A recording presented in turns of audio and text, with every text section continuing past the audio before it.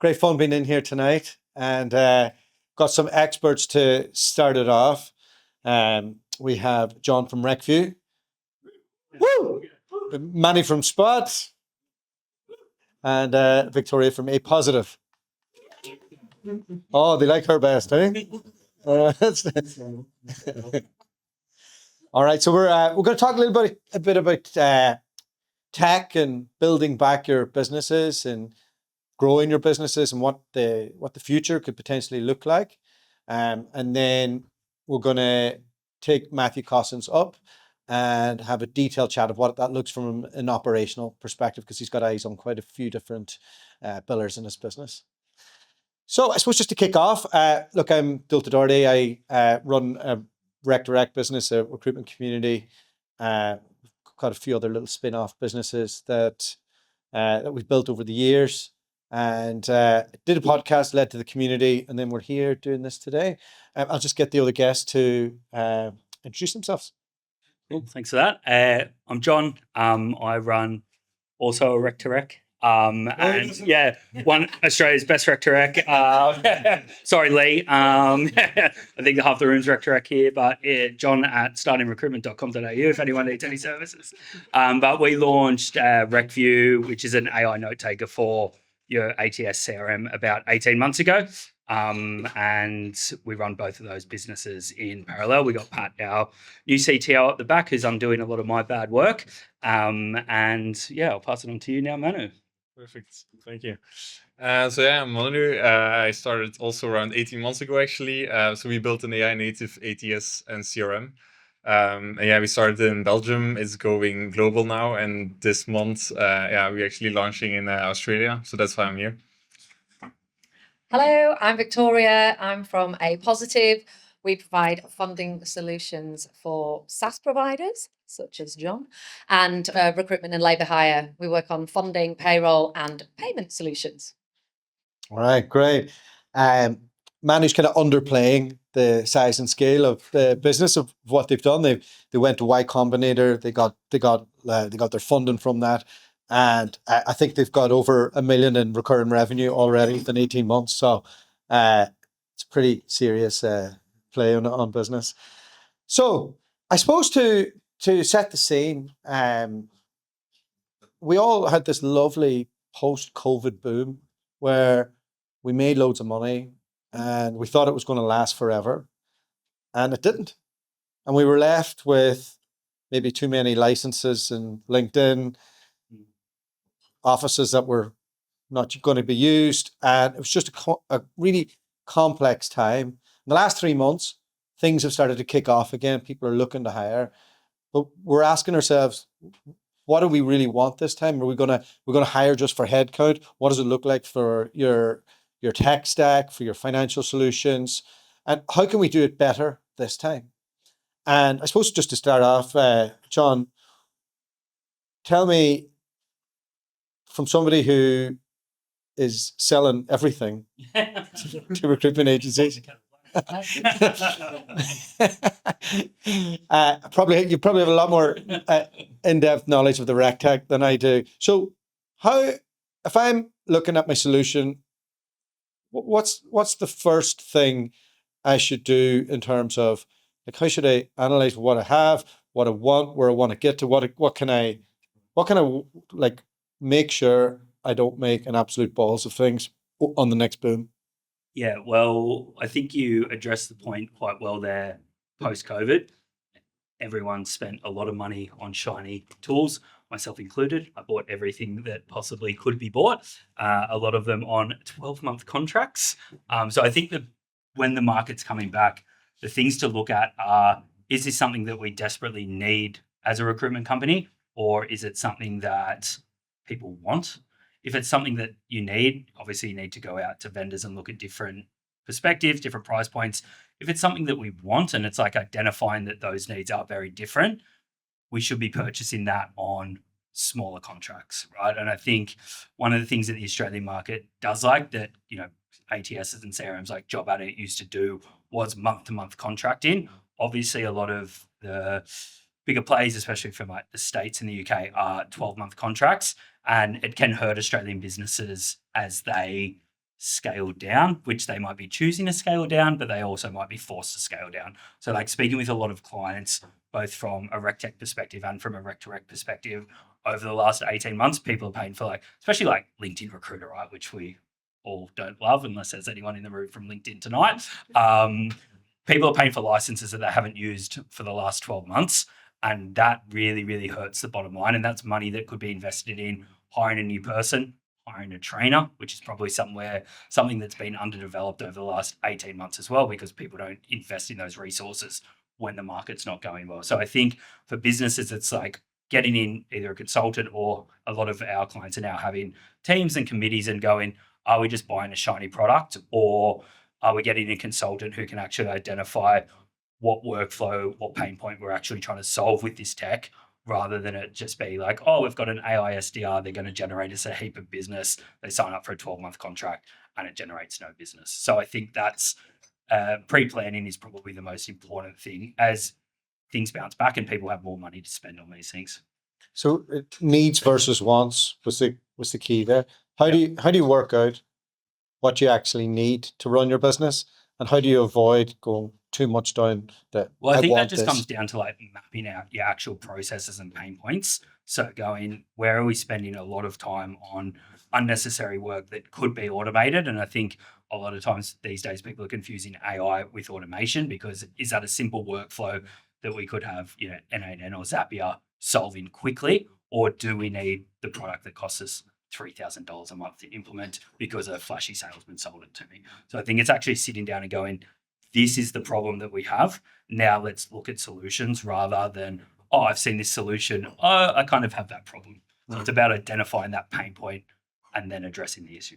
What if you have an agency and you have 10 different products? How do you work out?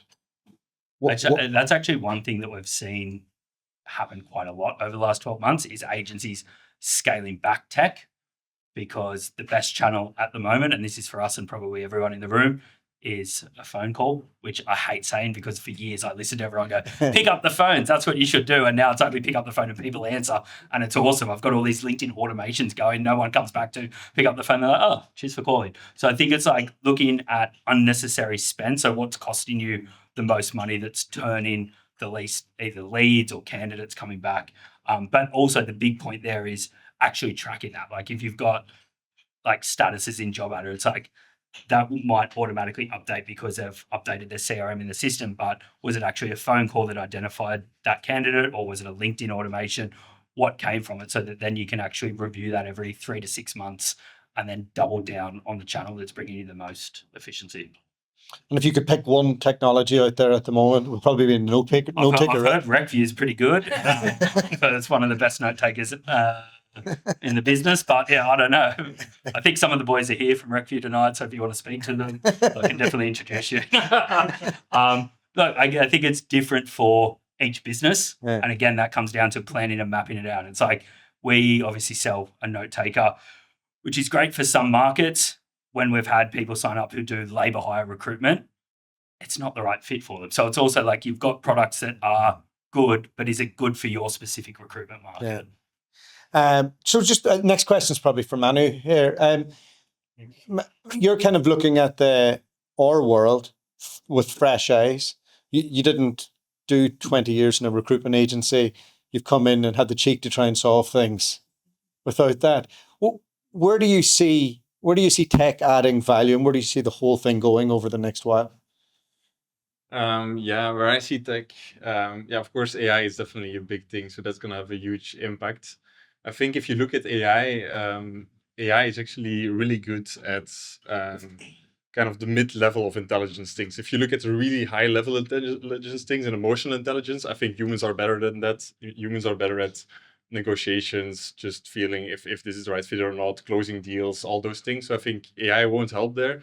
Then on the other side of it, if you just flip it around on like basic automations, AI is also needed for basic automations, like a lot of back office tools and stuff. AI can do something, but it's not going to be a huge game changer. So AI is actually not really good at the extremes. It's more kind of in the middle where I see AI really adding value. For example, kind of sourcing eventually people, kind of setting up interviews, going through the full process. There's actually a lot that can be done, but I don't think I think that's where most value will be added, not in like the extremes, not in back office, or not on like the things that will be are human and actually will be human and actually will be even more human, because the more things get automated, the more human can make a difference.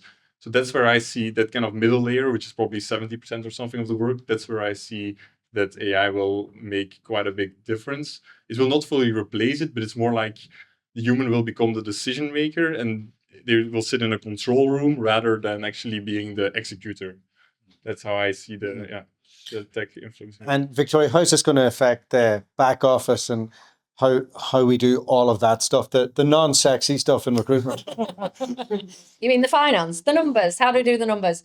So what we've talked about is looking at how your tech stack really performs and what do you need, what you don't need. And I think one of the biggest mistakes that we see in the recruitment landscape is everybody getting distracted by the new shiny thing and just going for it. And we see time and time again with our clients that actually they're spending where they don't need to.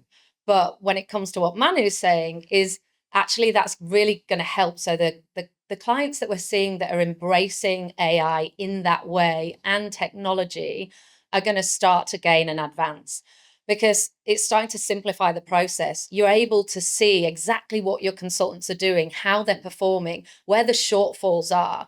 So then actually you can see where the funds that you need to be investing. So, and really simple things that people aren't doing that we see all the time is like using a simple automation for timesheets and being digital in that way. We're still very stuck in the old school and we're scared to make a change. We're scared to step forward and really embrace AI and technology and automation where it can really help. And Manny, you mentioned some of the automation piece there, and you said about interviews. I wonder, is that a good thing or a bad thing? In recruitment, when we're doing it, we like to have as much human touch points as possible.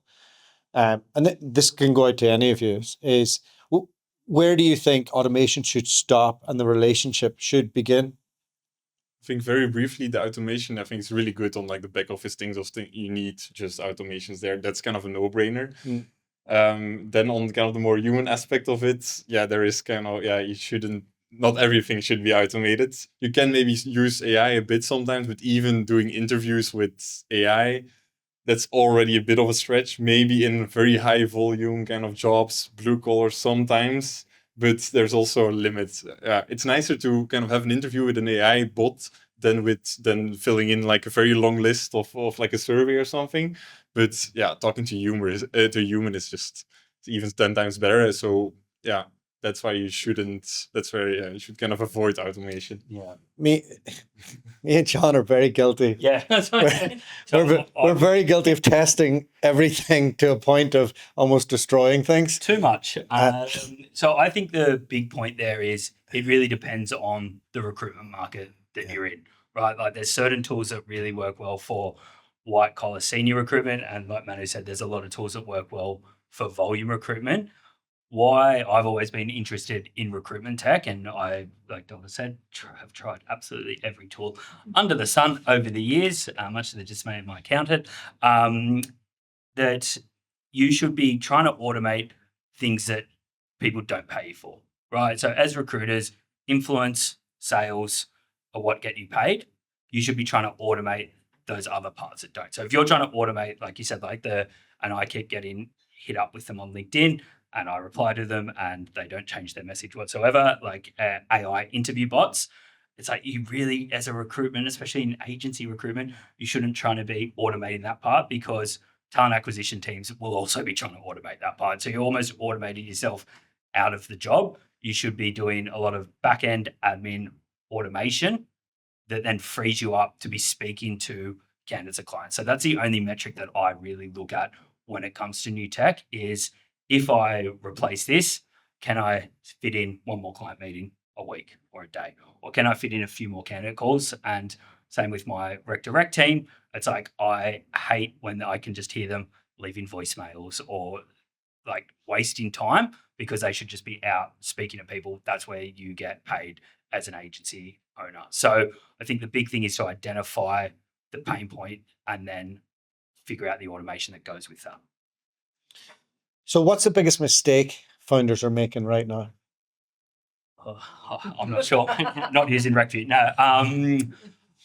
Mate, that's hard to own, right? I think some of the mistakes that people are making are chasing flashy tools, like purchasing on emotion rather than like figuring out the pain point that they need to solve.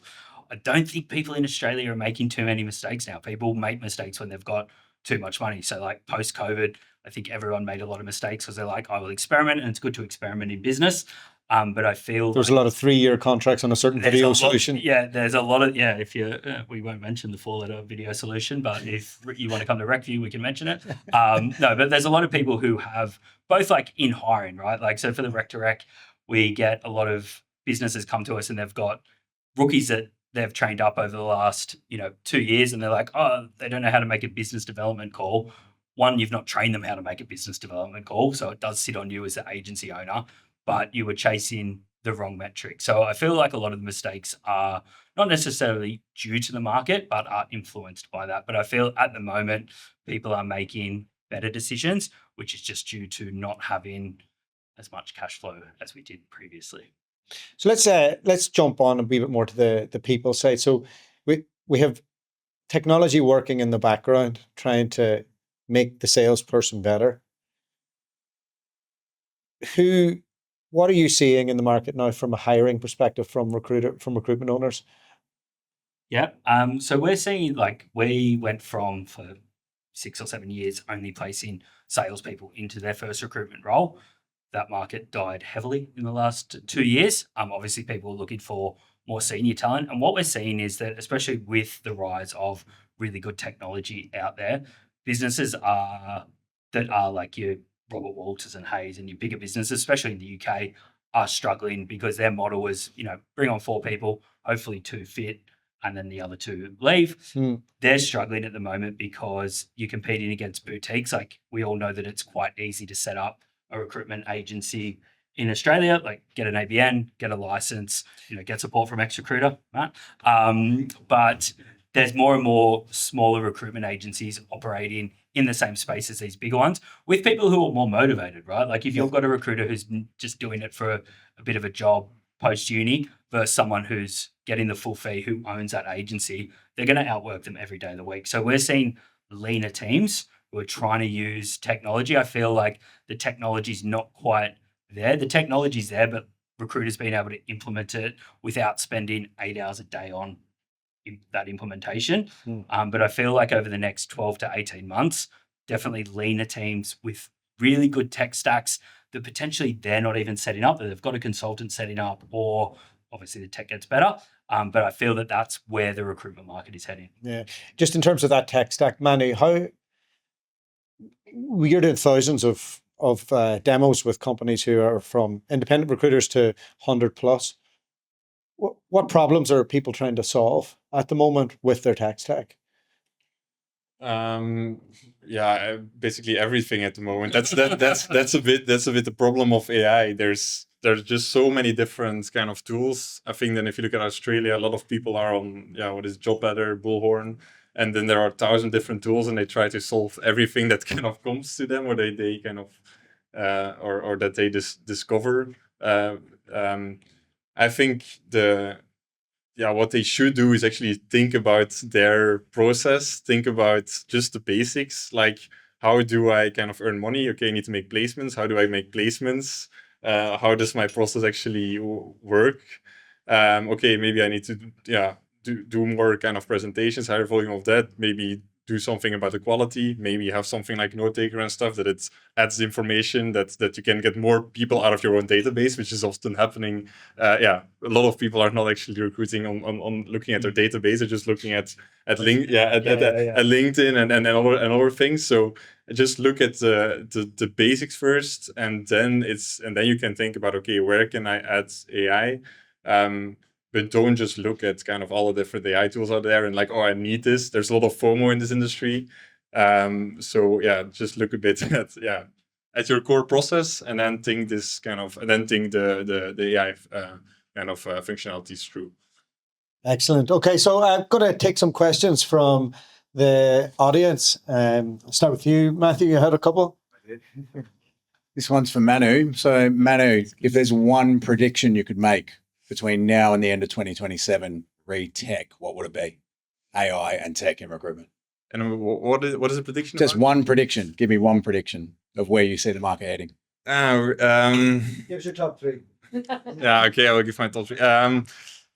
I think, yeah, that's of course then in my favor, but I think the core, like an ATS and CRM, will be able to do more than it used to be because it's easier to develop. Also for recruitment agency owners themselves, you can set up kind of projects in ChatGPT yourself. You can build stuff on Lovable. Kind of, I believe that in 5 years from now, I think a lot of recruitment agencies will also differentiate themselves by building kind of other solutions themselves. I think now they're still stuck in Excel and trying to kind of even present shortlists in Excel and stuff. I think that will go away entirely and they will just build software themselves to differentiate themselves.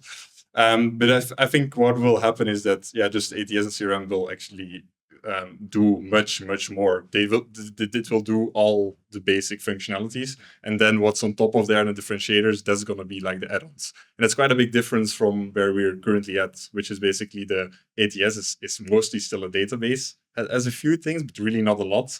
And then you kind of add things on top of that. So that's, I think, what will change. Yeah, what will be the biggest difference. Excellent. Anybody want to ask a question? Just raise your hand. Don't be shy. Just about is that on? That working? Yeah. It'll work if you talk into it.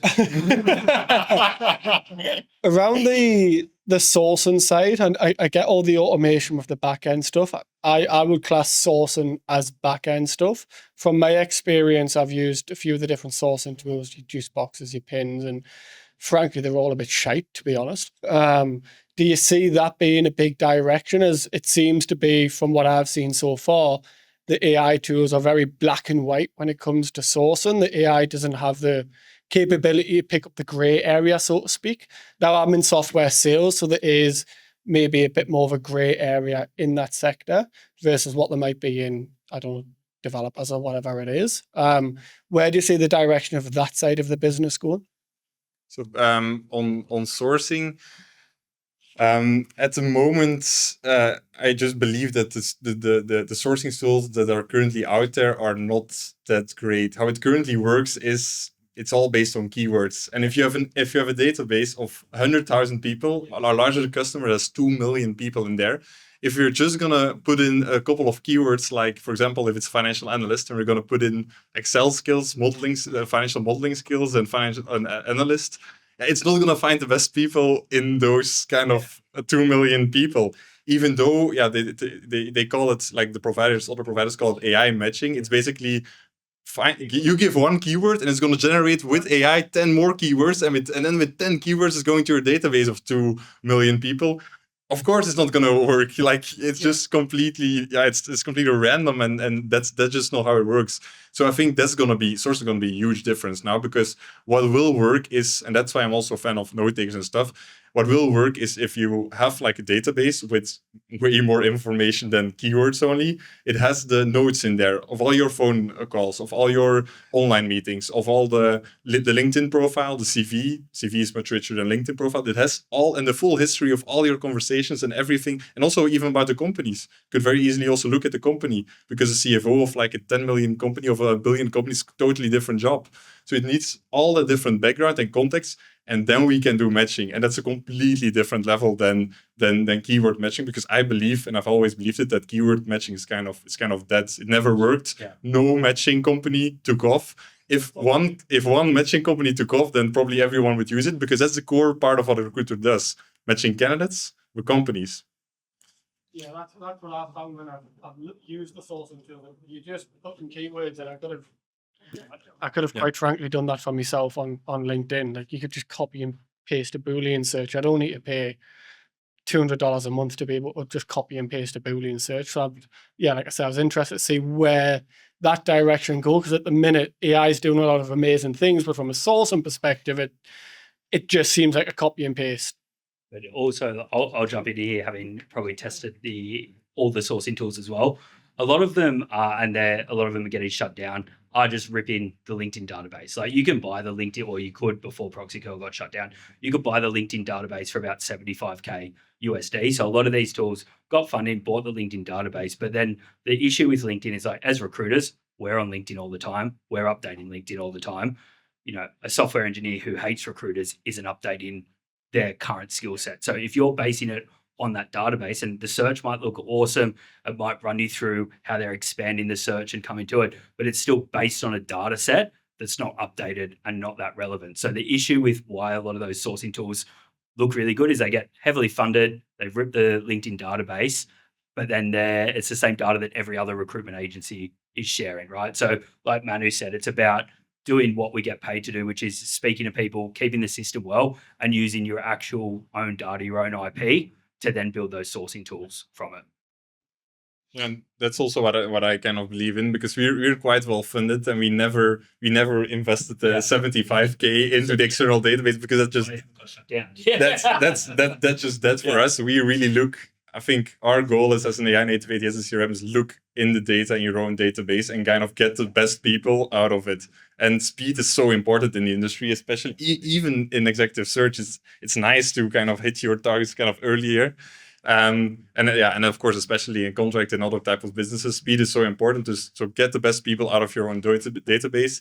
And that's also the value as an agency, because all those other databases, I think, the talent acquisition teams in corporates, they also have access to these tools. So that's kind of the differentiator. So being able to find the best people in your own database, that's what it is all about. Excellent. Do we have another question? Anybody? Nobody has any problems they're trying to solve right now?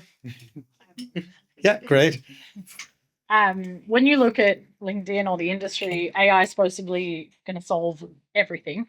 What do you think it solves well? I know that you spoke to it solves that middle part. What do you think it solves well, and what problem do you think it claims it solves that it doesn't solve? I think that's a good question. So what I think it solves well at the moment, and we'll also talk more about the future.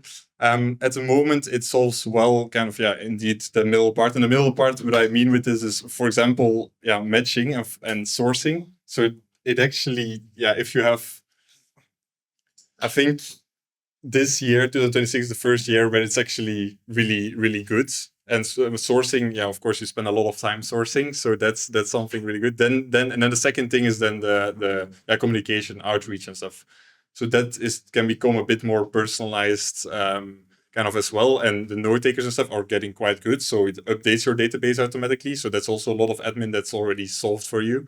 So that's where it's currently good at. I think where we're going in the next 3 years is, things will become a bit more agentic, because at the moment a lot of I think. Can you explain what agentic is? Yeah, because there's a lot of agents and stuff. And people are trying to sell you agents, but what real agentic basically is that it can take decisions on itself. So if it's just a one-step thing, that's what I call like one-step prompting. Basically, that's just a prompt and it does the action.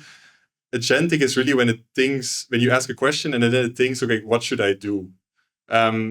For example, if you do matching, then it will first look at, maybe I should look at this and this and this information. Or maybe even a better example, if you, for example, ask a question to your system and you ask to, for example, a candidate, what was the latest kind of salary that this candidate had, then it would go to, salary, you will probably have mentioned this in the notes or something. And that will go through all the notes. Okay, I didn't find it there. Go to then maybe the next section where I can find it. So when it really thinks on itself, that's what is called agentic. And I think there are some tools that are a bit agentic at the moment, but I think where the real difference is if it can take different steps. So you can literally say, okay, maybe book like a follow-up call, and then it will write the email to ask for that. We'll go through your agenda. Okay, when do you have time? And then we'll do different kind of steps of actions. And then the human can then, as I previously mentioned, can sit in the control room and they can see, okay, this is a bit what's happening. And that's also about the financial stuff that you mentioned about analytics. You can sit in this control, you will see what's happening and steer the ship to where you kind of need it to go. So that's a bit where I see it. Yeah. Victoria, what do you see from the back office bit with AI, and what does the future of that world look like? How low touch is it going to be for us? But it depends on the direction you take it, but it could be really low touch in terms of from an analytics point of view, really starting to get into depth of using AI tools and agentic tools to look at what does my bottom line look like? What does my P&L look like? Where am I spending the money? Like, what are my consultants performing against in terms of the output versus what I'm coming in from placement fees? Where can I save? Like it get really smart in terms of how you start to use AI, and all that side of it can be automated essentially, so that it frees you up to look at, okay, where do I need to be spending my money? What's coming next? So that you can start, we're working with partners that you can start to predict, okay, when am I going to need funding? Where are my shortfalls? One of the conversations John and I have had a lot of chats about recently is payday super, as a lot of you in the room will know. And you can start to really use tools that we've got embedded to say, okay, what am I going to need when? How do I get that? Where does it come from? So what avenues can I explore within my existing business? And we've got tools that are built into the back end to be able to do that. And certainly within the AI sense, you're going to start to see that coming through more and more. It's going to be inbuilt into platforms like Spot, so that you can start to see things very, very clearly.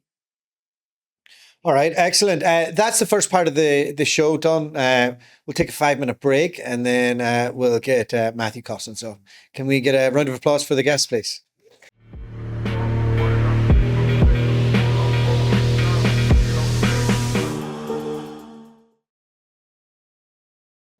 All right, let's get this show started again. We have Matthew Cossins from Recruiter. Welcome. How are you today? I'm doing well. Thanks for having me. No, it's great to have you here. For anybody who doesn't know what your business is, can you give us your elevator pitch? I will. So I've never been called Matthew, just to start, like other than my mum or my wife if I'm in trouble. So Matt is totally fine. So at Recruiter, we help people start, run and grow their agency. So that could be anything from a junior recruiter who's decided to make the leap, a solopreneur, a high performer, or someone who wants to scale a business. So we wrap the tools and systems and processes around them to achieve that journey.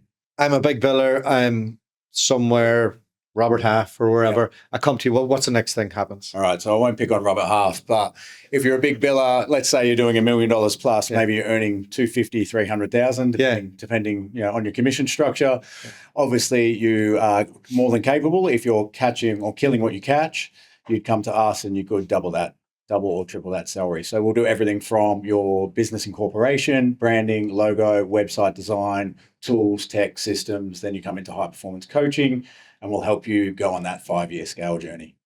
Do I have to give you like half my business to do that? No. So we take no equity in your business whatsoever, and we've got a few partners in the room for anyone who's interested today, but we take a percentage of GP. Okay. Awesome. Okay, cool. So that gives me a bit of an insight into what you've been up to. But tell me, why'd you set it up? What were you seeing that made you think that like the market needed this? Yeah, I just think there's a huge gap in the market. So I think for too long, great recruiters have been tied to agencies. And I feel like there's a lot of fear around starting your own agency. Can I be successful? Do I have the tools, the systems? Obviously, there's A positive in the room. So there's ways to fund and so forth, but there's still a huge fear to take that leap. So we thought the model we have helps take that fear away, because you're around people who've been there, done that, got the badge, and can then support you to go on exactly that same journey. And is there a performance point that when you're finding these people, are you like, do they have to have built more than 100K a year? Like, is there You'd hope so. Yeah. But what's the point? I think the model kind of self-selects, right? If you're a 100K biller, then you're probably not taking that journey. Typically 300K billers and above are a good sweet spot. I think part of that is you can coach a 300K biller to that next level, depending on where they sit currently. And I think anyone above that, it's almost a no-brainer. Like, I think in years to come, whether it's through Recruiter or and there's other people here who've started their own businesses direct, there's no reason to be an agency recruiter. If you've got the stripes, you've got the skills, you're winning your own business, like learn your craft somewhere, whether that's a large agency or a boutique, get paid as much as you can, and then take that step. It's never been easier to start your own agency. What do you think the sweet spot is? And I'll just preface this. I coached about 100 recruiter startups just after COVID. One of them in here tonight, which is cool. Some of the things I saw was if they weren't professionally trained, they didn't really last. Yeah. And the ones that actually didn't have management training in an agency and hadn't led teams really struggled to hire and scale. Yeah. How do you solve those problems? What are you seeing when it comes to that? Yeah, great question. I think it's more about being coachable. So certainly if you've been professionally trained, you have a huge advantage. So if you've gone through a Hayes, a Spencer Ogden, a Randstad, I think their base level training is pretty good. Yeah. Right. It's not elite. It's going to get you to average because they want you to stay average. And I think we've wrapped the tools around to take. Can you explain why they want you to? Because they don't want to pay you, right? So the reality is, if you're in a big agency and you can get to 400 or 500K or 600K, they can split your desk, get two people doing 350. They're not paying the comms, right? And old school models have always been headcount. So when I was at Randstad, and this is Randstad has a place and has a model. They're a multi-billion-dollar agency, actually the biggest in the world, but their GP per head. So their GP per head on average, a few years ago now, was about 280 to 300K across their entire organisation. So headcount was all that mattered. When they purchased Orec and brought them in, we're at 680. Wow. So totally different model because our model was get to elite performance. And then if you've got someone doing $1 million, overpay them, have a great culture, build something amazing. But it's a totally different mindset. Yeah. And the people that you're speaking to, are you saying, hey, you need to build this up and sell this and sail off into the sunset? Or has that ship already sailed? Are people building different types of recruitment businesses now? I think there's still a mix of both. So we've got both a solo pathway and a scale pathway. So there are people who just want to be a solopreneur and go, how do I make the most money possible, but be present for my kids, or be available for their recitals, drop them off at school, whatever that might be. Well, they just go, you know what? I love what I'm doing. I just want to earn more money. I have no intention to scale. Or no intention to do anything different, but why wouldn't I earn, if I can build 600K, why would I not take the lion's share of that as opposed to giving it to an agency? So I think we have solopreneurs who are doing really, really well. And then we still have the outliers who want to scale. So, and not everyone's going to want to scale a 10-person, a 20-person agency. In fact, I think the model these days, you wouldn't really need an agency above 20 unless you're multi-state, multi-discipline. Like I think everyone's now looking at smaller scale. Like when I started many years ago now, Graython was a 40-person business in Melbourne alone in tech. A big tech business now in Australia would be less than 40 people total. Wow. So I think the game's changed. Why has the game changed? One, people wasted too much money. and I think, they worked out the market is only as big as the market still is. So headcount growth wasn't just the answer. You could be a lot more profitable with less. And I think, I don't think tech is the answer. I think it's part of the answer. But in a model these days, you can stay small, stay nimble. I know an agency that's 2 people doing over 2 mil. Wow. What's their secret? Freaking hard work and really dialed in on their numbers and their metrics and they understand the outcomes that matter and actually what drives performance. And there's just no wastage. So if I look at from a tech point of view, and I know we had people smarter up here than me in that space, but they're only using tech to reinforce something or to validate something that they're already doing. So the human element is all across their business. They don't take shortcuts. It just reinforces the right messaging.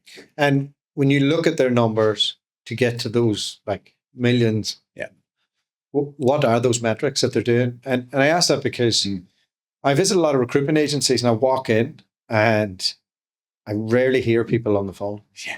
Like you can drop a pin. Yeah. And I remember being in New York and I walked into Faden's office and it was like Wolf of Wall Street. Yeah. And I was like, you could smell the money they were making. Yeah. Love that. So what are the metrics these guys are making? Is it a digital play or are they on the phone? Are they being really active or what does that look like? Yeah. So John, and sorry, could you expand that to maybe what you see throughout your group? Yeah, cool. So I think John absolutely nailed it. You need to be on the phone. Like that's literally what you're paid to do. If you're not on the phone, you are not making money. And people hate that because they hate cold calling, and they'll do everything they can to avoid a cold call. They'll use an AI thing. They'll send out 57 different marketing automations. It's like, or you could just pick up the phone. People are getting called less and less, but most people don't understand massive action. So I won't say the person's name, but there's a person I coach who does 1.8 million. There's him and a delivery person. Right. When we say what is massive action and what does hard work look like, he had in his first month of his business 100 client visits. Wow. Right. Some people in this room couldn't make 100 cold calls, if their life depended on it. And that's that, like some recruiters can't. Don't call John. Yeah. So I think there is a part around massive action, but it's coming back to the outcomes that matter. So the only things that matter in a recruitment business, jobs on, CV sends, interviews, placements. Everything else is noise. You can make an argument client visit sits, could sit in there and could sit outside of noise, but they're the 4 key metrics that you need to be bulletproof focused on. And if I called this particular person now live, he could tell you those numbers to a T. Really? Yeah. So his goal for this year, just for everyone's benefit, is 10-8. So 10 jobs on, 8 placements, because he knows he works at an 85% placement rate. He's mainly now retained or exclusive. So it's 10 jobs on, 8 placements. He knows his average fee. That models out over 2 million. How much calls does he have to do to make that happen? Yeah. So the calls is a noise metric, right? So it depends how skilled you are. So for him to get to 100 visits, he probably had to make 200 calls. Most people have nowhere near that level of conversion, right? They might have to make 10 calls, even 20 connected calls to get a meeting. That's fine. You just need to create more noise or get better at your craft. But most people do neither. They get in a loop of doing less activity because it's hard and it sucks. And then they don't look at their skill, or they wing every call. That's the worst part. So if they're not professionally trained, to your point, they wing every phone call and they don't actually know how to make a good phone call or how to objection handle effectively or do the things that lead to the meeting.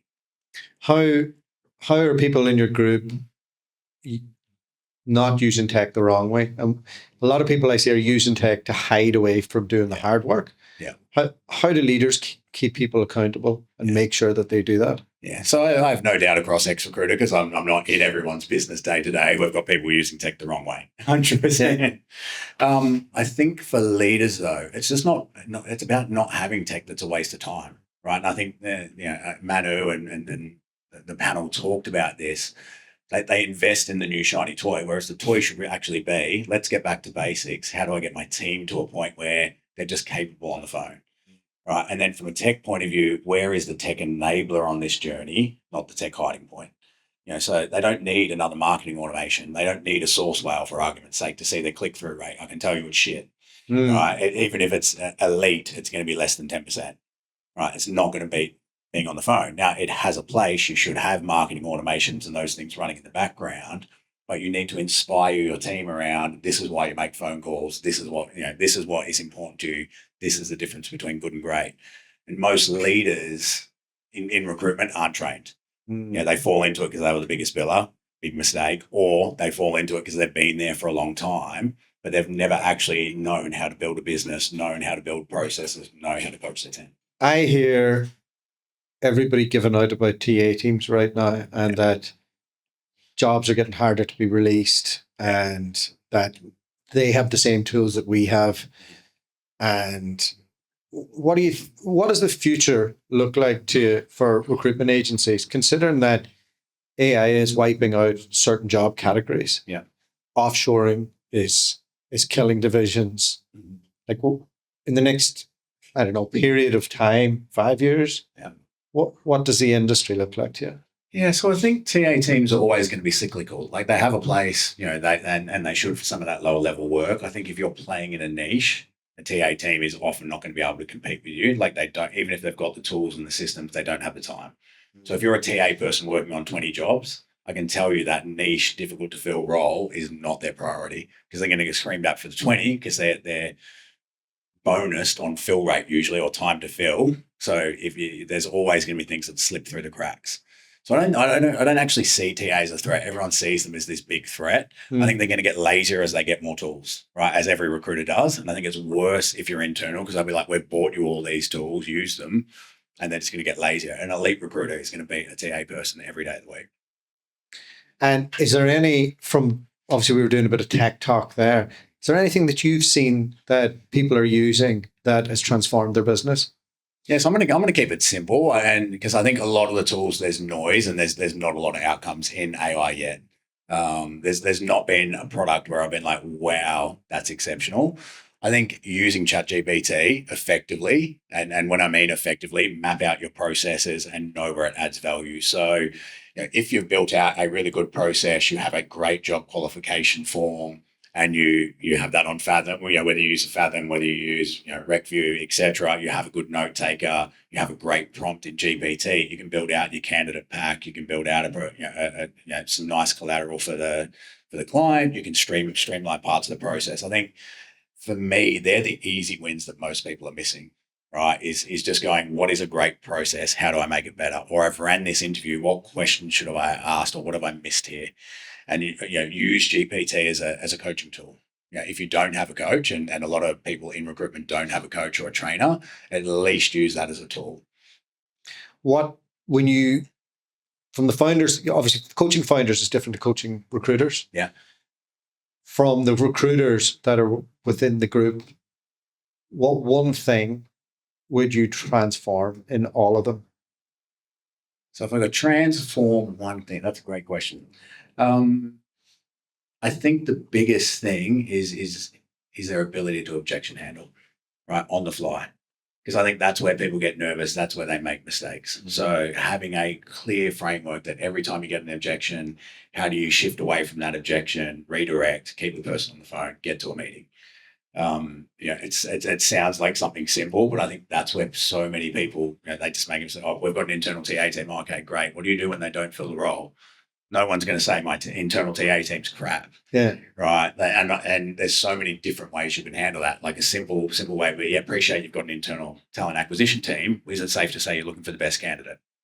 Yeah. Yes. Try and open up different conversations. So you've preempted the objection before it happens. Correct. So I think that, picking a tool like that, but I mean that when you say one thing, there's probably 10 things in the process that I want people to get great at. But I think that ability to hold a conversation, keep someone on the phone, get to a meeting. So if you can get to a meeting 9 times out of 10, you'll eventually get to the outcome.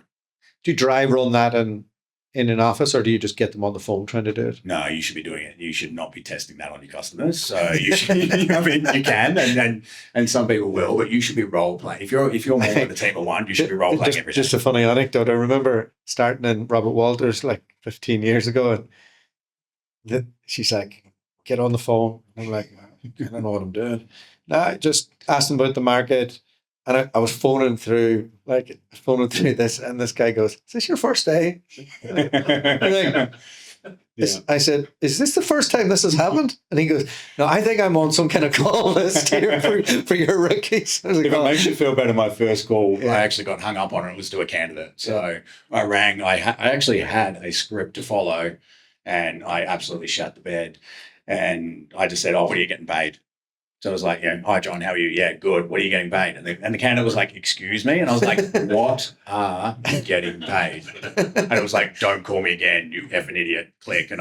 And 40 salespeople burst out laughing. And I was like, yeah, that wasn't the call. And then someone was like, you've got the script, follow the script. And I was like, yep, got a bit nervous there. Thankfully, I stuck around.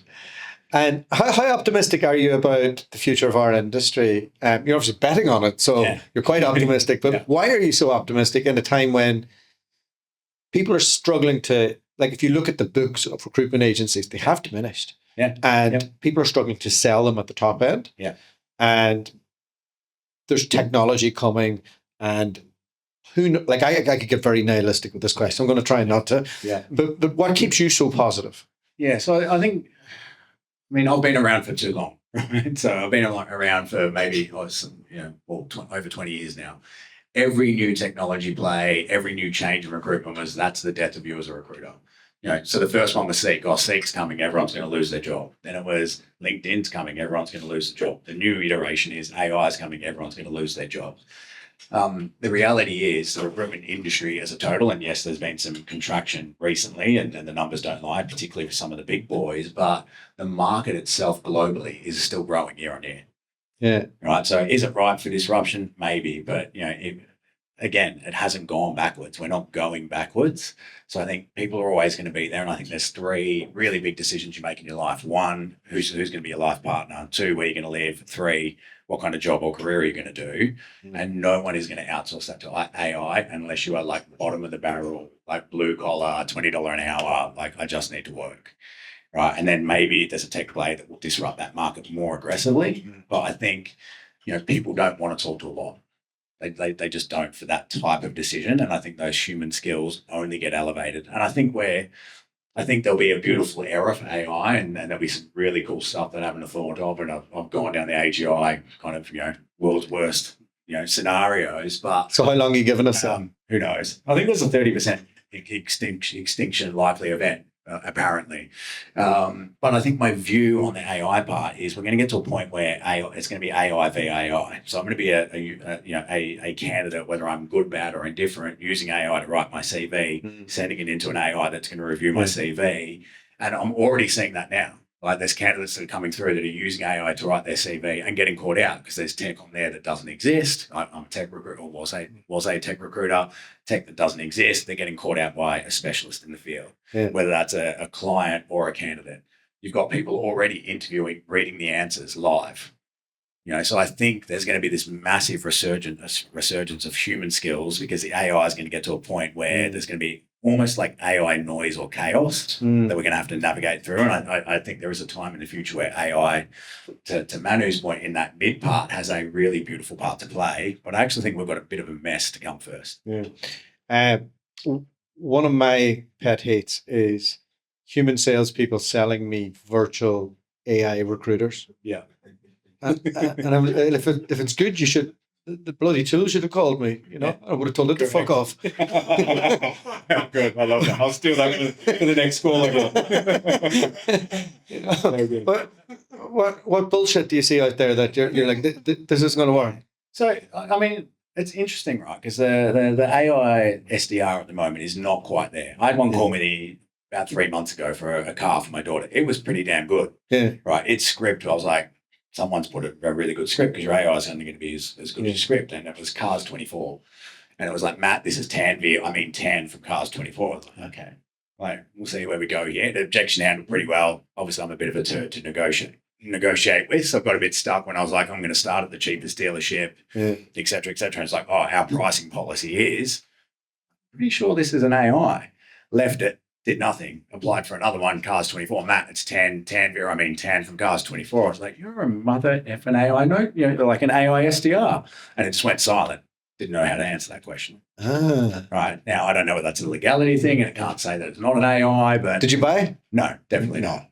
Because again, it's not, it just was like, our pricing policy is X. I'm like, no, I want to talk to a decision maker. I want to buy a car, right? And I want to start at the cheapest place, and the cheapest person on the phone is the person I want to go and negotiate with first.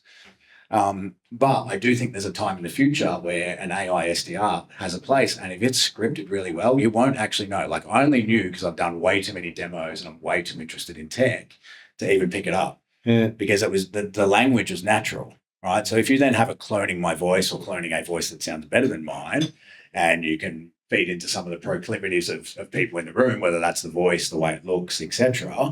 Like, I think there's an interesting play to happen in that space. Outside of porn, I don't see it working. Yeah. I just can't see it. Has anybody in the room ever bought anything off an AI?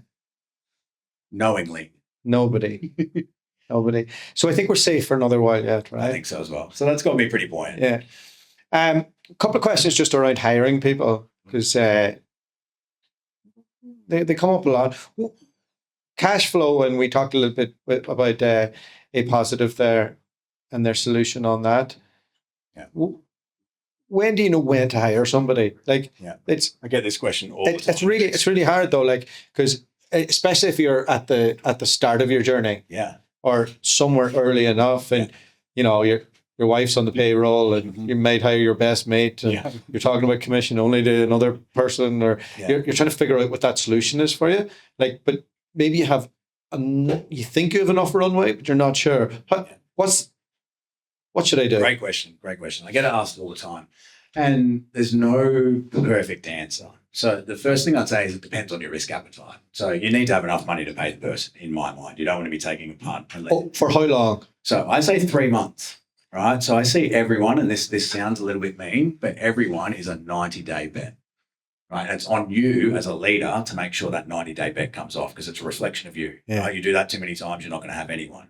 Now, I've had a lot of 90-day bets over my career. 95% plus worked out. Of course, there's been some where you get it wrong, but I think you need a 90-day runway. Okay, I like this, right? So let me just jump in a bit more on this. Yeah. So in those 90 days, I've got a training platform called Orca, by the way. Just you should all buy it. It looks pretty good. It is good, yeah. But in it, there's obviously live sessions and it's got video sessions. We could get somebody trained or partially trained before they even start. Yeah. And I think that's a real win. If you can get somebody thinking about it, learning the basics, doing all of that, like you just say to them, show me how much you want this job. Yeah. Come back to me when you've watched all of this. Yeah. And then they sign the contract. They're not starting for another while. Here, make sure you try and get all of this done. I'm sure it's against the law to make them work before they start. But what other things in those 90 days can we do to ensure success? Yeah. So I think that there's two parts. So I love the fact you're talking about people doing things before they start. I think a pre-induction is huge, and I've seen this work really well. And there's a partner in Recruiter, Harwell, who've done this recently. They got someone from finance. One of their people, they've hired 2 or 3 recently, but they got one from finance. And we actually did their pre-induction. So it's like, okay, Danny's coming in. He's in finance. He's transitioning into recruitment. Here's what he needs to work through before he starts. But given he's not in recruitment and he doesn't have a restraint, talk about restraints another day. But I was like, he's coming in fresh. Here's his marketing automation out to his network. Here's his top 50 client list. Here's the first people he needs to call. He had jobs on in his first week, jobs and meetings in his first week. So I think there's a pre-induction part, depending where they're coming from. Obviously, if they're junior, it's a little bit different, but that's really important. And then so as part of contract there, he has to agree to that. Hey, if you're going to join, we need access to your network before so we can start engaging. Yeah, so we didn't have it contractually written there. He just wants to be successful, right? Yeah. But there's people can be funny though. They can. Yeah. But again, you're in a 90-day test. Okay. Right? So that's pre-induction. First 90 days for me, it's all about attitude and activity. Are they turning up the right way? Are they positive? Are they doing what we expect them to do? And if they're green, they need to create a lot more noise. If they're not green, then I want to see them, locking in around the outcomes that matter. So are they getting visits, jobs on, CVs out, interviews, placements, or visits? I want to see those leading indicators to success. Yeah. And if I'm not seeing them in day 30, we're having a conversation. Like we should be having a conversation in the first 2 weeks. If you're an experienced recruiter and one of those leading indicators hasn't moved, you're not working hard enough. How often are you on their ass through that 30 days? Yeah, so I don't think it's about being on their ass. I think it's about setting them up for this is what a successful week looks like. We know these are the outcomes that matter. Like how are we going to get you there? When are you holding them accountable? Is that once a week? Is it once a day? I'm a daily stand-up man. There we go. You are on their ass. Yeah. Good. But in a way that doesn't feel like that, right? Yeah. So I might start the day, put a tune on, ask a curly question. If you're in a large-scale team, ask a curly question, just make it a bit fun. Then my question might for the day, where are you going to win today? One question. That's all I want to know, right? And they know it's around the outcomes that matter because we've coached them on that. At the end of the day, where did you win? Right. Now, maybe the win that they got wasn't the win they thought they were going to get. They won somewhere else. Yeah. But we're having the right conversation. And then I'd use positive psychology. So every business I've ran, we've had a successful week we've taken up a whole wall in the office. They go up at the start of the week, right, there's 3 to 5 things. Yeah. Right, we come around it on a Friday, how'd you go? Yeah. Right, but that's what they told me a successful week is not what I told them. Yeah, So there's a level of accountability, there's a level of buy-in. Do they do that in front of everybody else? Yeah. Yep. And it's not about being caught out, right? No. Again, you don't need to hit you don't need to hit your 5 things, but there's a level of accountability there. Yeah. And then that's what starts to build a culture and that's what starts to build performance because people can start to see this wins. It's not a KPI. This is how we win around here. Yeah, I like it. And then at the end of the week, you're doing that in front of everybody. You have the outcomes. You're celebrating the winners. Yeah. Yeah. And if you didn't hit them all, well, you didn't hit them all, right? But everyone knows that. And I mean, there's a deeper part of that as well. If it was an office I was running again, we'd also have your identity statement up there. So who are you as a recruiter? Who are you as a leader? Might be 2 or 3 words, and then I'll pick on a person in the office and be like, okay, talk to me about, you said the best version of you is ABC. How did that show up this week? And is this across office-based and fully remote, and have you seen much success in the fully remote in Australia from a scalable perspective? Yeah, so I haven't seen someone nail it fully. Like, so fully, when you say fully remote, you're saying just working from home. Yeah, and won't be coming into the office, and Yeah. you don't know where they're going to be. Yeah, so if you're an agency recruiter, I've never seen it work. Yeah. Right, ever. And I'm sure there's an outlier, and there might be someone in this room who goes, "Hey, that's me, awesome." Yeah. But like, I'm all about percentages, so I've never seen someone fully remote nail it. Mm. I've seen them do okay, right? So I had a person in a business I ran who was fully remote, and I said to them straight out, like, you are just a number, right? If you are above the productivity we expect, which was 400K, you've got a job for life. You can work remote, never need to see you. The day you slip under that, you're actually adding no value to the business. Mm. Right? You're not engaging with anyone. You're not in the training. You're not giving support. You're not doing anything else other than a billing number. You drop under that number, well, you know what the decision is. So I've had one person do okay. I've never seen someone be elite, because you need to be around other performers. And there's so many deals that happen over a water cooler, over a quick conversation, because there's so much knowledge usually. So I've never seen someone remote kill it. The caveat I'd put on that is there are business owners, because they've got a different level of skin in the game, to John's point earlier. And I've seen some people do that really, really successful. Like, we have partners who are fully remote from home, $1 million billers, absolutely crushing it, but they're not working for someone else. If you had to start again, Yeah. didn't have a tremendous amount of money, Yeah. you as a phone book, you had LinkedIn Recruiter, Yeah. enough money to survive for 6 months, what niche would you go after? What would you build? How would you build it? So you've got to have some of the necessary evils, rightly or wrongly, right? You've got to have a Seek, a Seek license. You've got to have some Seek credits. It has a place. You've got to have LinkedIn Recruiter, I think, at the moment. Unfortunately, they're necessary evils in the nicest way possible. I would choose a niche that is candidate short. Now, I played in tech, so if it was me again, I'd just go in tech because I know that market. But let's just say I've got no skills or no history. I would choose an area that is ridiculously candidate short. So maybe legal, medical, nursing, public practice accounting, areas where I know if I get the product, I should be able to win. So if I wasn't skilled, or wasn't, or even if I was learning my craft, that's where I'd start. Then my first investment would probably be in a remote professional or a VA. To, again, give me bandwidth, give me time, do some of that high level screening and sourcing, because I think you can teach a delivery person to get up to speed really, really You would do that quickly. one remote? I'd do that remote if I didn't have money.